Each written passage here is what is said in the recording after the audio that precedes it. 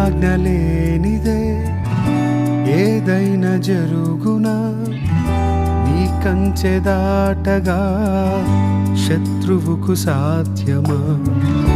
నీ ఆజ్ఞ లేనిదే ఏదైనా జరుగునా, నీ కంచె దాటగా శత్రువుకు సాధ్యమా? మా దేవా నీవే మా తోడుంటే అంతే చాలును. అపవాది తలచిన కీడులన్నీ మేలైపోవును. మా దేవా నీవే మా తోడుంటే అంతే చాలును. అపవాది తలచిన